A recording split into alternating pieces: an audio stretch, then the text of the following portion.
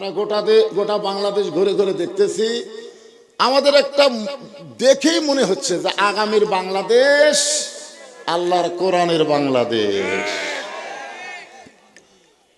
কি মনে করতেছে? না, ভাগ্যগুণে আমরা একটা ইউনুস বসাছি। ইউনুস বসার পর থেকেই আমাদের কোরআনের মাহফিলের ব্যাপারে আর কোনো সমস্যা নেই। দুই এক জায়গায় বিএনপিরা একটু সমস্যা করতেছে, আর যদি এরকম সামনে সমস্যা করে একদিন দেখবেন ওরাও নাই। হাসিনা তাও হেলিকপ্টারে পলাছে, এদের পলানোর মতন কোনো দেশই নাই। কোন কথা ঠিক কিনা? পাগলামি করো না।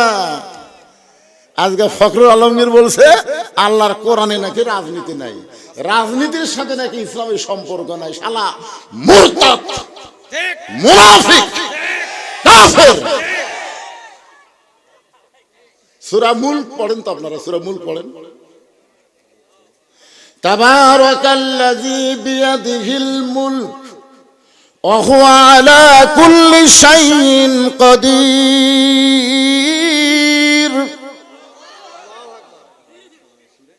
আবার হজ করবার গেলে ওরাই কিন্তু আবার তালবিয়া পড়ে, লব্বাইক আল্লাহুম্মা লব্বাইক লব্বাইক লা শারীকা লাকা লব্বাইক ইন্নাল হামদা ওয়ান নি'মাতা লাকাওয়াল। এই লাকাওয়াল মুলক মানে কি? লাকাওয়াল মুলক লা শারীকা লাক। এরাতে হজ করবার দেওয়া করে স্বীকার করে আসলো রাজনীতির মধ্যে, রাজত্বের মধ্যে একমাত্র আল্লাহ ছাড়া অন্য কাউকে স্বীকার করি না। আর তোমরা বলতেছো ইসলামে নাকি রাজনীতি নাই, ইসলামে ফকরা নীতি নাই। ফকরা, আল্লাহর নীতি হলো রাজনীতি, আর মানুষের নীতি হলো ফকরা নীতি। আল্লাহ গানিয়ুন ওয়া আনতুমুল ফুকারা। আল্লাহ হলেন বাদশা, রাজা, আর আমরা হলাম ফকির। জোরে কোন কথা ঠিক কিনা? আমাদের নীতির নাম হলো ফকরা নীতি, আর আল্লাহর নীতি হলো রাজনীতি। হাঁসের মধ্যে যদি রাজহাঁস থাকে, পথের মধ্যে যদি রাজপথ থাকে, তাহলে নীতির মধ্যে রাজনীতি নাই। জোরে কোন আছে না নাই? হ্যাঁ, এই জন্য আমি আপনাদের সামনে ছোট্ট একটা সূরা বর্তমান সময়কে লক্ষ্য রেখে আলোচনা করব। সূরাটার নাম হলো আসর। জোরে বলেন, নাম কি? আসর মানে কি? সময়। আসর মানে সময়। এখন বর্তমান সময় বাংলাদেশের জন্য ভালো না খারাপ? খারাপ। ইউনুস নবীরে খাইল মাছেতে গিলিয়া, ফেরেশতা পাঠাইলেন আল্লাহ ইসমে আজম দিয়া। দমে দমে সে হরদম পড়ে সে ইসমে আজম, মাছেরই উদর হইতে বাঁচাইলা প্রাণ। সবাই বলেন আল্লাহু আল্লাহু, তুমি জাল্লে জালালুহু। শেষ করা তো যায় না গে তোমার গুণগান। আলহামদুলিল্লাহ। আল্লাহ সময়ের শপথ করতেছেন। সময় অত্যন্ত গুরুত্বপূর্ণ একটা বিষয়। আব্দুল আলিম বহু বছর আগে একটা গান গাইছে সময় নিয়ে। মিশে মায়াই বন্দি থাইকা করলাম কত খেলা, পশ্চিমে তাকায়া দেখো তোমার ডুইবা গেছে বেলা। এক পলকের নাই ভরসা, এক পলকের নাই ভরসা, মিশে সকল আশা। কখন বুঝি দারুণ ঝড়ে ভাঙবে তোমার বাসা। এই বাসা মানে ঘর বাড়ি না। আমেরিকা কিন্তু আগুন দিয়ে জ্বলে ছাই হয়ে যাচ্ছে। আমেরিকা ইসরায়েলকে সহযোগিতা করবি, ফিলিস্তিনের মুসলমান বাচ্চাদের গায়ে তোরা আগুন ধরাবি। এখন মুসলমান মৌলবি করছে আজান দে, আজান দে। কে রে? তোর কে ঈশ্বরের খবর কি? গতকাল দেখলাম কতগুলো ভাড়াটিয়া মুসলমানকে বলতেছে আজান দাও ভাই, তবে আগুন নিবারে। আমেরিকা পাওয়ার তোদের হাতে নাই, পাওয়ার হলো আমার আল্লাহর হাতে। জোরে কোন কথা ঠিক? ছোট ছোট বাচ্চাদেরকে তোরা হত্যা করতেছিস। কি হচ্ছে রে বাবা?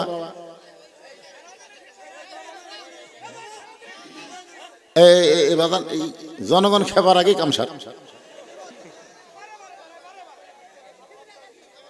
হ্যাঁ, একটু মনোযোগ দিয়ে শোনেন। সূরা আসর আল্লাহ বলতেছেন ইন্না মানে নিশ্চয়, ইনসান মানে মানুষ, লাফি মানে ভিতরে, খুসরুন মানে ক্ষতি।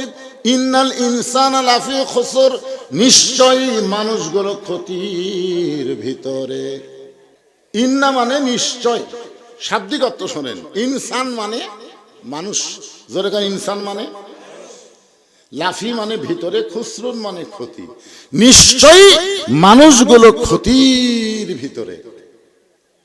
সবাই আমার সঙ্গে বলেন, আদর করে মানুষ আল্লাহ বানায়া কেমনি দিবেন ক্ষতির মধ্যে ফেলিয়া।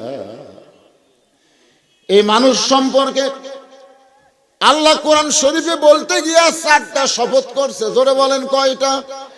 ওয়াত্তিন ওয়াজ্জাইতুন ওয়াতুর সিনিন ওয়া হাযাল বালাদিল আমিন। তারপরে আল্লাহ বললেন লাকাদ খালাকনাল ইনসানা ফি আহসানি তাকবীর। মানুষকে আল্লাহ তাআলা সর্বোত্তম আকৃতি দিয়ে সৃষ্টি করছে, আর সেই মানুষ ক্ষতির মধ্যে পড়ুক, এটা আল্লাহ চায়। এখন ছেলে নতুন ব্যবসা শুরু করছে, বাবা বলতেছে যতই ব্যবসা কর তো লাভ হবে না। আরে ছেলে বলতেছে বাবা যত মানুষ আমার দোকানে আসে সবাই বলে লাভ হবে, আর আপনি কোন লাভ হবে না। বাপ বলতেছে ওরা তোদের ভালোবাসে, তোকে ভালোবাসে। যারা তোকে ভালোবাসে না তারা তোর ক্ষতি বোঝে না, কিন্তু আমি তোর ভালোবাসি বাজান। এই জন্য লাভের চাইতে ক্ষতি বেশি দেখতেছি। বর্তমান বাংলাদেশে খালি বাকি খাবি আর সুন্দর সুন্দর গল্প শোনাবি, পরে দেখবি তোর তবিলি নেই। আল্লাহ বান্দাকে এত ভালোবাসে, মানুষকে এত ভালোবাসে, যার কারণে ক্ষতির কথা বলে আমাদেরকে সতর্ক করে দিচ্ছে। জোরে কোন কথা ঠিক কিনা? হ্যাঁ, আল্লাহ বললেন ইল্লাল্লাযীনা আমানু ওয়া আমিলুস সলিহাতি ওয়া তাওয়াসাউ বিল হক ওয়া তাওয়াসাউ বিস সবর। এখানে 4টা বিষয়। জোরে কোন কয় বিষয়? 1 নম্বর বিষয় হলো ঈমান। আমাদের বাংলাদেশে মুসলমান আছে কিন্তু ঈমান নেই। দুইজন সকালে গল্প করতেছে, তুই কয়টা মারছু সকালে? ভোট কখন হয়? দিনে না রাতে? আর সকালে গল্প করতেছে তুই কয়টা মারছু? ভাই খুবই সতর্ক করে দরজা জানলা বন্ধ করে, বাতি নাই, মোবাইলের লাইট দিয়ে মারছি। ভাই মার্কা দেখে মারা লাগবি, এজন্য 100টা মারছি। বলে কেউ দেখেনি, পাগলা দেখবি কে রে, দরজা জানলা বন্ধ। আপনার বলেন তো, যে বলতেছে দেখবি কে রে, দরজা জানলা বন্ধ, আর ঈমান আছে? দেখার কে আছে? আর 2 কান্দের 2 ফেরেশতা বলতেছে আল্লাহ ই যে একলা এক বাপের জন্ম হয় 100টা সিল মারল, আর রেজাল্ট কি? আল্লাহ বলতেছে ডান কান্দের ফেরেশতা তুই কলম বন্ধ কর, আর বাম কান্দের ফেরেশতা লেখ 100 বাপের জন্ম। 100 বাপের জন্ম, ই হলো জাহুরা সন্তান। কথা কন না কেন? কি সন্তান? একমাত্র বিজন্ম ছাড়া ভালো মানুষের সন্তান একলা 100টা ভোট দিবার পারে না। জোরে কোন কথা ঠিক কিনা? কথা বলে কি বুঝতেছেন? তোমার 2 কান্দে 2 মোহরি, লিখিতেছেন ডায়েরি, দলিল দেখে রায় দিবে, টাকা পয়সার নাই কারবার। কিরামান কাতিবিনা ইয়ালামুনা মা তাফআলুন।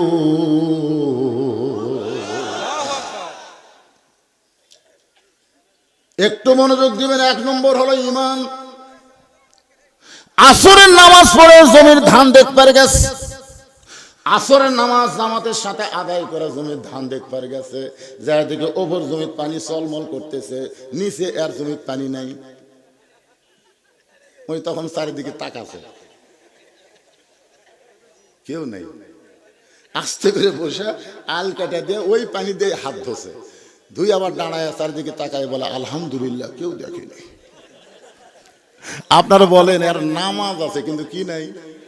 কথা বলেন কি নাই? আমাদের বাংলাদেশের অধিকাংশ মুসলমানের ঈমান নাই। এই কারণে আল্লাহ বলেছেন ওয়ামিনান নাসি মান ইয়াকুলু আমান্না বিল্লাহি ওয়া বিল ইয়াউমিল আখিরি ওয়া মা হুম বিমুমিনিন। এই পিনাকি ভট্টাচার্য আজকে হামাকলি একটা রিপোর্ট করছে, দেখছেন? আমি বলেছিলাম যেই দলে তকবীর নাই ওই দল হলো শয়তানের দল। এই কথা বলাতে বিএনপির আমার বগুড়া জেলার যাই সভাপতি ওই আমার পর খেপে গেছে।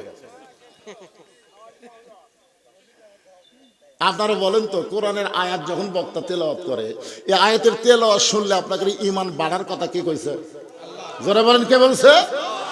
ইন্নামাল মুমিনুনা আল্লাযীনা ইযা যুকিরাল্লাহু ওয়াজিলাত কুলুবুহুম ওয়া ইযা তুলিয়াত আলাইহিম আয়াতুহু জাদাতুহুম ঈমানা ওয়া আলা রাব্বিহিম ইয়াতাওয়াক্কালুন।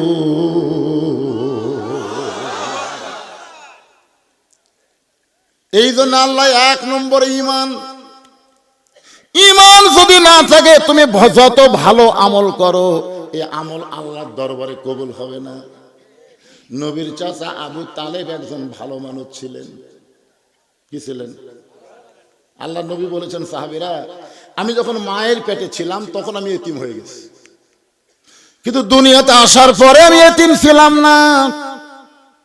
সাহাবীরা বললেন, ইয়া রাসূলুল্লাহ, মায়ের পেটে থাকতে আপনি এতিম হয়ে গেলেন, কিন্তু দুনিয়াতে আসার পরে আপনি এতিম ছিলেন না, এটা কেমন কথা? রাসূল বললেন, সাহাবীরা রে, ভাগ্যগুণে এমন একটা চাচা পাইছিলাম, যেই চাচার নাম হলো আবু তালেব।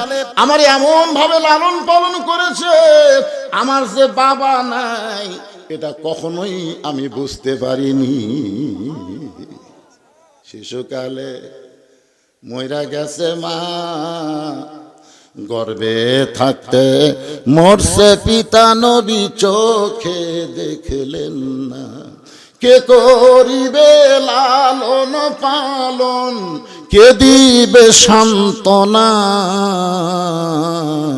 এই দুনিয়ার এতিম নবী ছিলেন একজনা, যিনি নবীকে বাবার দরদ দিয়ে লালন পালন করলেন। ওই মানুষটাও জাহান্নামে যাবে। কারণ কি? ঈমান নাই। ধরে কোন কি নাই? এই জন্য এক নম্বর হলো ঈমান। সাহাবীরা জিজ্ঞাসা করলেন, ইয়া রাসূলুল্লাহ, মা হুয়াল ঈমান? ঈমানটা কি? এত গুরুত্বপূর্ণ বিষয় যেটা আল্লাহ এক নম্বরে রাখছে। রাসূল বললেন, ইকরার বিল লিসান, তাসদিক বিল জানান, আমল বিল আরকান। এরই নাম হলো ঈমান। জবানে বলতে হবে লা ইলাহা ইল্লাল্লাহ, শুধু জবানে বললে হবে না, কলিজার মধ্যে ঈমানের জায়গা দেওয়া লাগবে। জবানে তো ৭১ সালে অনেক হিন্দুরাও কলমা পড়ছে, কেবা মুরব্বীরা। আমার এলাকার এক হিন্দু আমাকে একদিন বলতেছে, দাদা, মুসলমানের কলমার দাম আছে। তা আমি বললাম, আপনি হিন্দু হয়ে কলমার দাম কেমনে বুঝলেন? যুদ্ধের সময় বুঝেছি ভাই। এই কলমা আমাদের মুখত জারি থাকার কারণে আর্মির গুলির থেকে আমরা বেঁচে গেছি।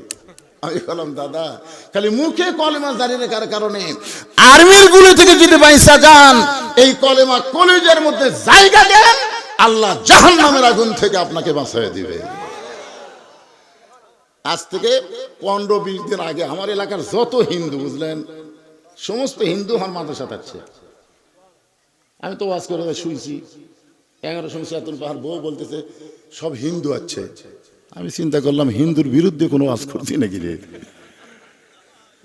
আমি খুব চিন্তা ভাবনা করে নিচে আইসা বললাম, দাদারা খবর কি? বলে, হুজুর আমরা আপনার দল করব। আমি কইলাম, আপনারা হিন্দু, আমি কোরআনের দল করি। হুজুর কোরআনের দল করা ছাড়া কোনো উপায় নাই। আরে বাংলাদেশের হিন্দুরা দাড়ি পাল্লা ভোট দিবে, জোরে কথা বলে। বুঝতে পারতেছেন না সামনের বাতাস? এমনি ওরা পাগলা হচ্ছে, কখন কি কয়। আজারি না মাজারি? আজারি কে তুই চিনিস না? এই ফকুন্নির বাচ্চা, আজারি কে তুই চিনিস না? তোরা সমস্ত নেতা যত কর্মী সব নিয়ে একদিকে যা, আর আজারি একদিকে যাবে। তোর কর্মীগুলা লুকা লুকা আজারির কাছে যাবে, জোরে কোন কথা ঠিক কি না? আর নাম করার সময় ব্যঙ্গ করিস আজারি না মাজারি,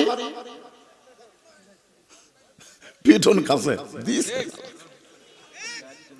আমি আগে অ্যাঙ্গেলে ডোজ দিছি, এখন অ্যাঙ্গেলের দিন শেষ, ডাইরেক্টের বাংলাদেশ, জোরে কোন কথা। আরো অ্যাঙ্গেল।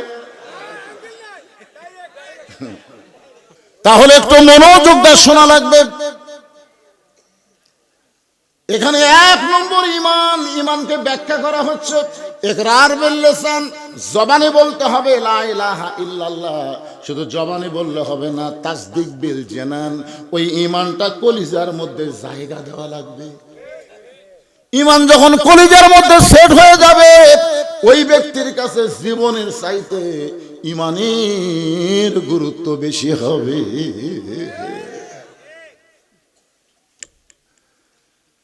উকিল এসে বলতেছে, স্যার স্যার আপনি একটা দলের আমির, আপনি যদি রাষ্ট্রপতির কাছে একটা দরখাস্ত লেখেন, আপনার ফাঁসির দণ্ড মওকুফ হতে পারে। ফাঁসির দণ্ড মওকুফ হতে পারে। তো আসামি মুচকি মুচকি হাসতেছে। উকিল বলে, স্যার হাসেন কেন? বলে, হাসার কারণ হলো আমি আমার জীবনে 3টা রাষ্ট্রপতি ক্ষমতার থাকা অবস্থায় মরা দেখছি। একটা হলো বঙ্গবন্ধু শেখ মুজিবুর রহমান, একটা হলো জিয়াউর রহমান, একটা হলো জিল্লুর রহমান। এই 3টাই কিন্তু রহমান। এই 3 জন রাষ্ট্রপতি ক্ষমতার থাকা অবস্থায় মারা গেছে।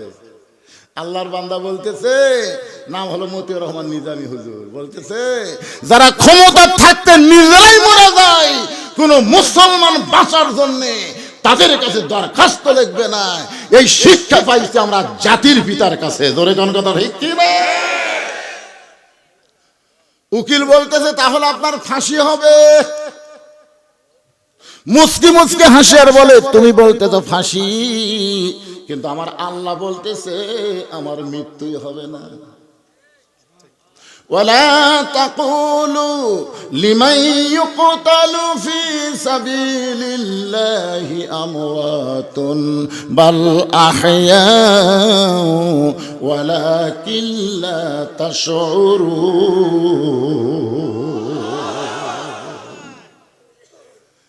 কলিজার মধ্যে যখন ঈমান থাকবে, মীর কাসিম আলীর কাছে উকিল বলতেছে, স্যার রাত 12টায় কিন্তু আপনার ফাঁসি হবে। মুচকি মুচকি হাসার বলে, এখন কয়টা বাজে? বলে 9:30। আলহামদুলিল্লাহ, 2.5 ঘন্টা এখন আছে। উকিল কয়, কে রে, রাত 12টায় ফাঁসি হবি, মাত্র 2.5 ঘন্টা, তাও কে আলহামদুলিল্লাহ। বলতেছে, ভাই আমি একটু ঘুম পাড়ি। 2.5 ঘন্টা বসে থেকে কি হবি, আমি একটু ঘুম পাড়ি। ঘন্টা 2 পরে আমাকে ডাক দিও তো। চিন্তা করে দেখেন, তার 12টার ফাঁসি হবি, তাই ঘুম পাড়বি, ঘন্টা 2 পরে আমাকে ডাক দিও। উকিল মনে করতে ফাঁসির চিন্তা পাগলা হয়ে গেছে। আসলে যারা প্রকৃত কলিজার মধ্যে ইমানের জায়গা দিছে, তারা ফাঁসির চিন্তা করে না, মরার চিন্তা করে না, তারা চিন্তা করে ইমানটা যেন রক্ষা হয়। জোরে কার কথা ঠিক না? উকিল চলে গেল। 2 ঘন্টা পরে সে দেখে ফাঁসির কন্ডেম সেলের মধ্যে মীর কাসিম আলী নাক ডাইকা ডাইকা ঘুম পাড়তেছে।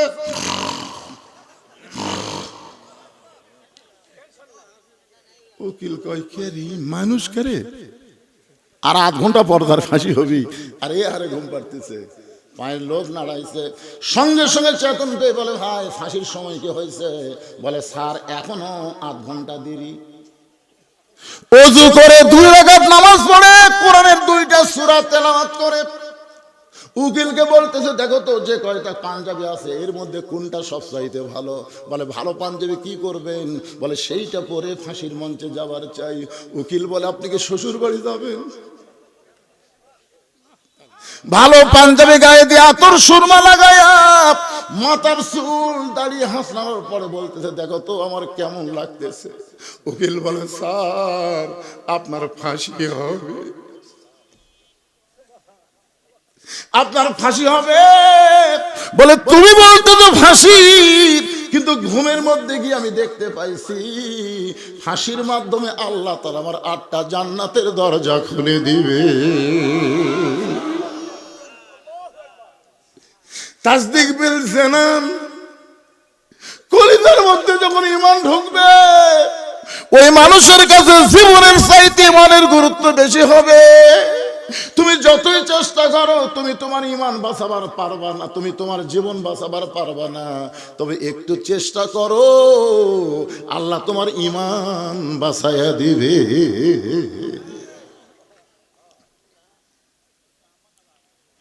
তাসদিক বিল জানানোর পরে বলা হচ্ছে আমল বিল আরকান, ঈমান অনুযায়ী আমল করা লাগবে। সূরা আসরের 2 নম্বর বিষয় হলো আমিলুস সালিহা, নেক আমল করা লাগবে। আপনাদের কাছে আমার প্রশ্ন হলো, ঈমানকে রক্ষা করতে গেলে পৃথিবীতে যত আমল মুসলমানের আছে তার মধ্যে 1 নম্বর আমলের নাম কি? ঈমানকে রক্ষা করবার গেলে যত আমল আছে তার মধ্যে 1 নম্বরের নাম কি? কোন হাদিসে নাই যে রোজা না করলে বেঈমান হবে, হজ না করলে বেঈমান হবে, যাকাত না দিলে বেঈমান হবে, এটা কোনো হাদিসে নাই। কিন্তু বহু হাদিসে বলা হয়েছে লা সালাতা লা ঈমানা, যার নামাজ নাই তার ঈমান নাই। লা সালাতা লা দীনা, যার নামাজ নাই তার কোনো ধর্মই নাই।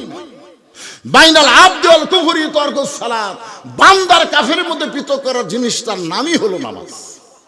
মান তারাকা সালাত মুতাম্মিদান ফাকাত কাফারা, ইচ্ছা করে একটা ওয়াক্ত নামাজ বাদ দিল আল্লাহর সঙ্গে কুফরি করলো।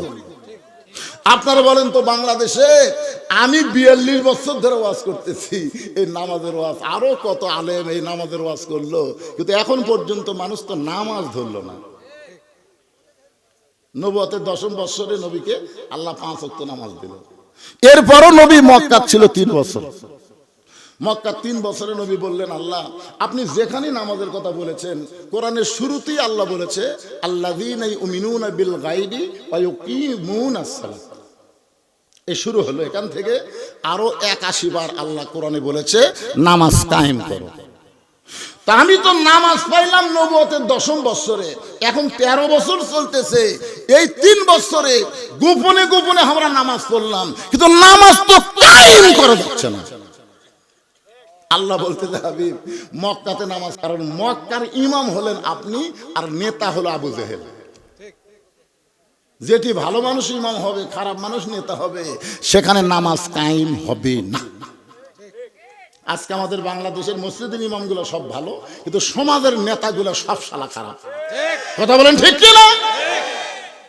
যার কারণে নামাজ মাঝে মধ্যে পড়তেছে কিন্তু নামাজ কায়েম হচ্ছে না। তো রাসূল বললেন, তাহলে আপনি যে 82 বার নামাজ কায়েমের কথা বললেন, নামাজ কায়েম কবে হবে? আল্লাহ বললেন, আপনাকে হিজরত করে মদিনা যাওয়া লাগবে, যেখানে আপনি ইমাম হবেন, আপনি নেতা হবেন। আল্লাযীনা ইম্মাক্কান্নাহুম ফিল আরদ, মুসলমানের মধ্যে কাউকে যখন প্রধানমন্ত্রিত্ব দেওয়া হবে, মুসলমানের মধ্যে কেউ যখন প্রেসিডেন্ট হবে, তার 1 নম্বর দায়িত্ব হলো নামাজ কায়েম করা। এখন আপনারা বলেন তো, আগামীতে কোন দল ক্ষমতাত গেলে নামাজ কায়েমের আন্দোলন করবে? যে শালারা বলতেছে ইসলামের রাজনীতি নাই, হায় হায় হায় রে।